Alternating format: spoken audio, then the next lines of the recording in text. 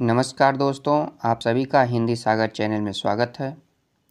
आज हम लोग पर्यावरण एवं पारिस्थितिकी से जुड़े कुछ महत्वपूर्ण प्रश्नों को लेकर आप लोगों के समक्ष उपस्थित हूँ।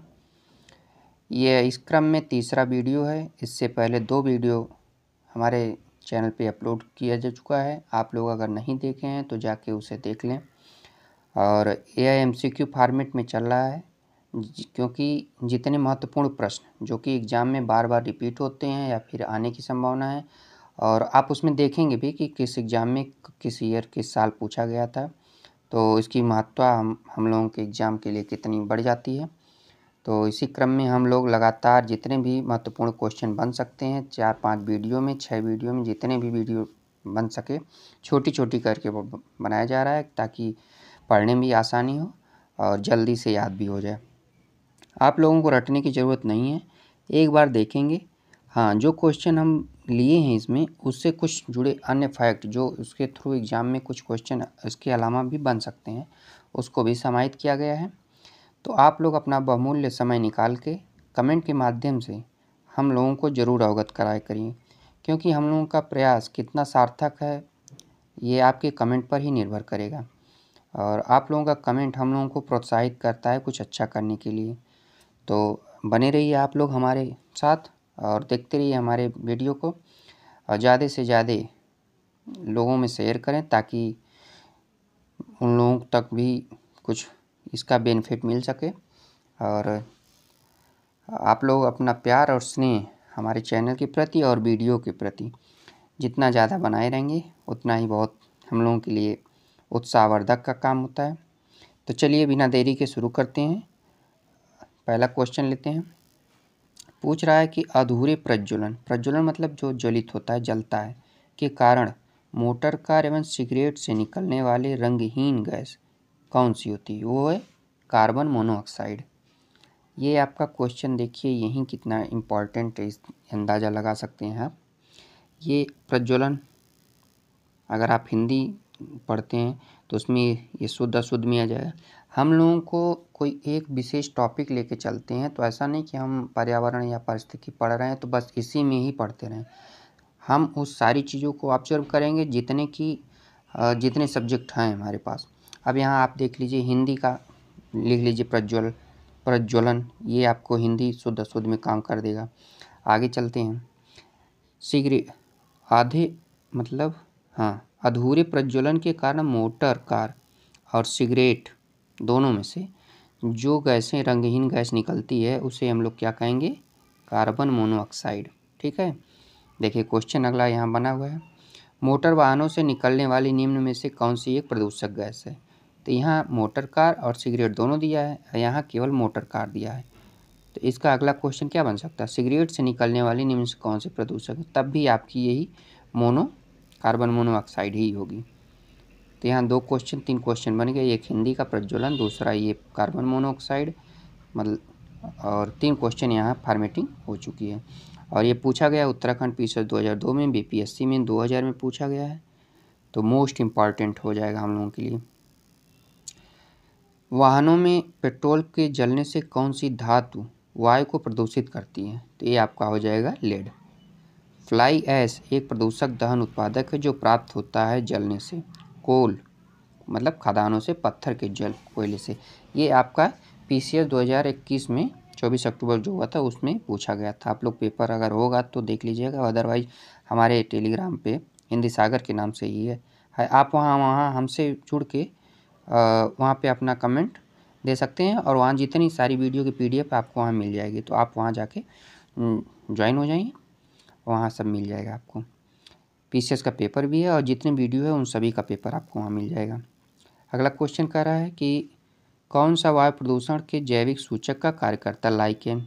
ये तीनों क्वेश्चन PCS एग्ज़ाम में पूछे गए हैं 2021 में। आप लोगों को ये तीनों क्वेश्चन 2021 के PCS में पूछा गया है। पेपर उठा के देख लीजिएगा आप लोग, बहुत ही महत्वपूर्ण क्वेश्चन है जितने क्वेश्चन हम लिए हैं इसमें, तो एक भी छोड़ने के लायक नहीं है। प्रदूषण युक्त वायुमंडल को किसके द्वारा स्वच्छ किया जाता है? तो वर्षा के बाद। जाहिर सी बात है वर्षा होगी तो सारे प्रदूषण धुल जाते हैं, पेड़ पौधे से जो मिट्टियाँ रहती हैं वो जड़ जाती हैं और हमारे वायुमंडल में जितनी भी प्रदूषण रहता है वो सभी खत्म हो जाते हैं। और ये क्वेश्चन ये भी बनता है कि सबसे शुद्ध जल क्या होता है, तो आपका वर्षा का जल ही होता है। अगले क्वेश्चन पे चलते हैं। अगला क्वेश्चन है आपका, भारत में स्थापित पहला राष्ट्रीय उद्यान कौन सा? ये आपका जिम कॉर्बेट राष्ट्रीय उद्यान है जो कि उत्तराखंड में है। भारत के अधिकांश वन्यजीव संरक्षित क्षेत्र घिरे हुए हैं कितने घने जंगलों से? क्वेश्चन आ गया आपका फॉर्मेटिंग में। राजीव गांधी नेशनल पार्क कहाँ अवस्थित है? तो ये आपका हो जाएगा कर्नाटक में। इसका सही आंसर हो जाएगा कर्नाटक। देखिए पीसीएस 2002 में तो यूपी लोअर के पूछा गया है। ये सब क्वेश्चन जान लीजिए कि एकदम रामबाण कह सकते हैं, पनीसिया है हम लोगों के एग्जाम के लिए। एशियाटिक बब्बर शेर का निवास कहाँ पे है? ये गिरिवन जो कि गुजरात में है। गिरिवन कहाँ पड़ेगा आप लोगों का? ये गुजरात में है गिरिवन। एशियाटिक बब्बर शेर का निवास गिरिवन। केवल भारत में नहीं पूरे एशिया में अगर कहीं एशियाई जो शेर पाए जाते हैं वो गुजरात के गिरी जंगलों में ही पाए जाते हैं, क्योंकि ये पहले जो अफ्रीका का भाग था, जब भारत टूट के अलग हो रहा था टेक्टोनिक के कारण, जो पृथ्वी एक दूसरे की अभी भी सरक रही है, मतलब दूरी बनती जा रही है एक दूसरे महाद्वीप से, तो उसमें से ये जब आप देखेंगे भारत का वो जो गुजरात वाला हिस्सा है और उसे लाके दक्षिण अफ्रीका के हिस्से में अगर लाके जोड़ा जाए तो वो मिल जाता है। यही जो वहाँ की जलवायु है सेम जलवायु यहाँ भी पाई जाती है, जिसके कारण यहाँ इनका निवास एक अच्छा माना जाता है। बेतला पार्क कहाँ स्थित है? आपका बिहार में है। दाचीगामा राष्ट्रीय उद्यान जीव के लिए प्रसिद्ध है, हंगुल के लिए या कश्मीरी टाइगर? ये आपका कहाँ है? जम्मू कश्मीर। दाचीगामा राष्ट्रीय उद्यान कहाँ पे है? जम्मू कश्मीर में है। ये हंगुल या कश्मीरी स्टाइग के लिए फेमस है, प्रसिद्ध है। बेतला पार्क कहाँ पे? बिहार में। बेतला से बिहार से बेतला याद करने का अच्छा तरीका है।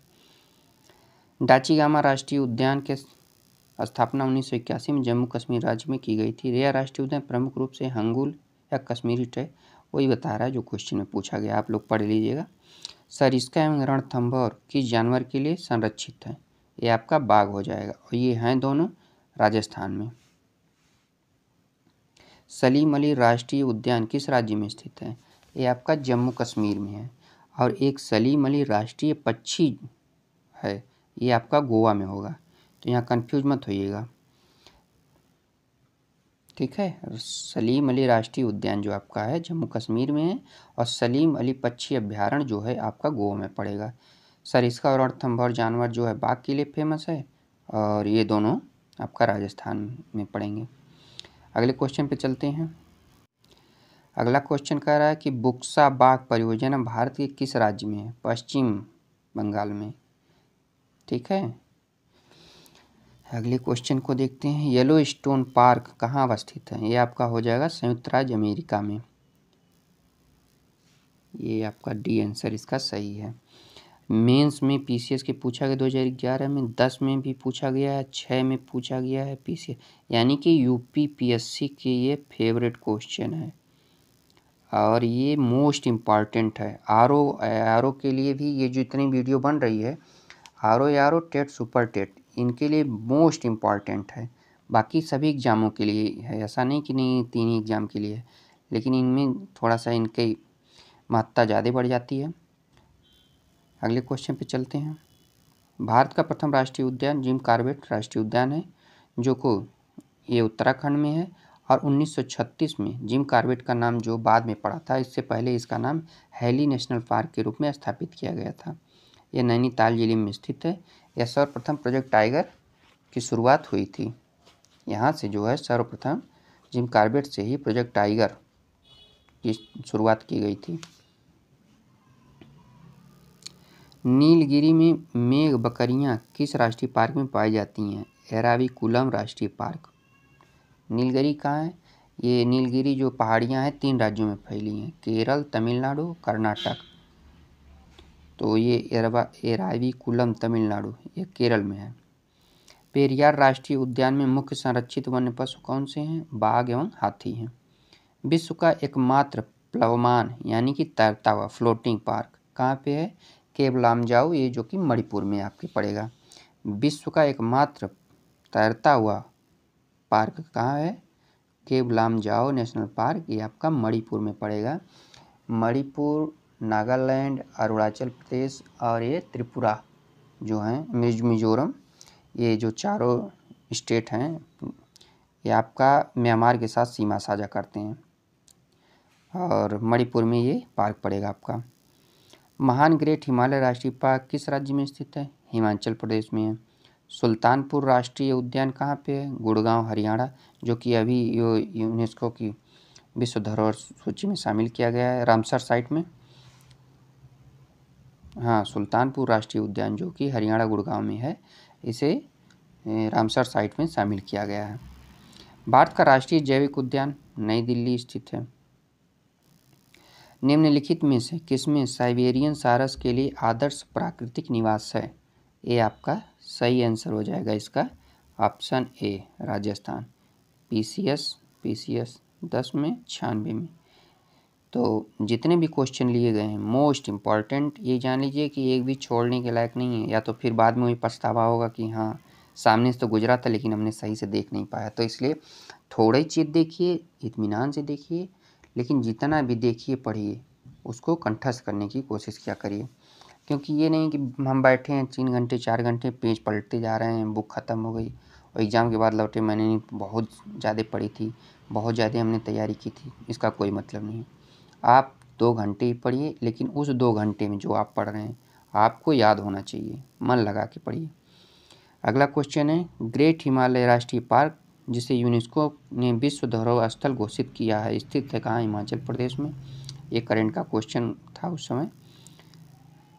किस देश में उसके कुल क्षेत्रफल का 30% से अधिक क्षेत्र राष्ट्रीय पार्क के अंतर्गत है? भूटान, जिसे थंडर ऑफ वर्ल्ड कहा जाता है। मन्नार की खाड़ी सागरी राष्ट्रीय उद्यान किस राज्य में है? तमिलनाडु में है। राजाजी राष्ट्रीय उद्यान किस राज्य में स्थित है? ये उत्तराखंड में है। अगले क्वेश्चन पे चलते हैं। अगला क्वेश्चन है, भारत के अधिकांश वन्य जीव संरक्षित क्षेत्र घिरे हुए हैं किनसे? घने जंगलों से। इसका सही आंसर हो जाएगा ऑप्शन ए। पूरा पढ़ लेते हैं, ये देखते हैं। भारत के अधिकांश वन्य जीव संरक्षित क्षेत्र किससे घिरे हुए हैं? घने जंगलों से, नदियों और झीलों से, मानवीय बस्तियों से, पर्वतों एवं पहाड़ियों से। तो ये आपका सही आंसर हो जाएगा आपका ऑप्शन ए, घने जंगलों से। अगला क्वेश्चन है, भारत में आज ऐसे कितने राष्ट्रीय उद्यान हैं जिन्हें देश के वन्य प्राणी सुरक्षा के लिए बनाया गया है? तो इसका सही आंसर आपका हो जाएगा 39 ए। अब सूची ए का सूची बी से मिलान करना है। इसका सही आंसर देखते हैं हम लोग क्या होगा। ये सामुदायिक रिजर्व क्या है? ये आपका हो जाएगा, एक मिनट, सामुदायिक रिजर्व हो जाएगा इसका मिलान। ये आपका 2 नंबर पे जाएगा 46। बी का जो है कंजर्वेशन रिजर्व 476।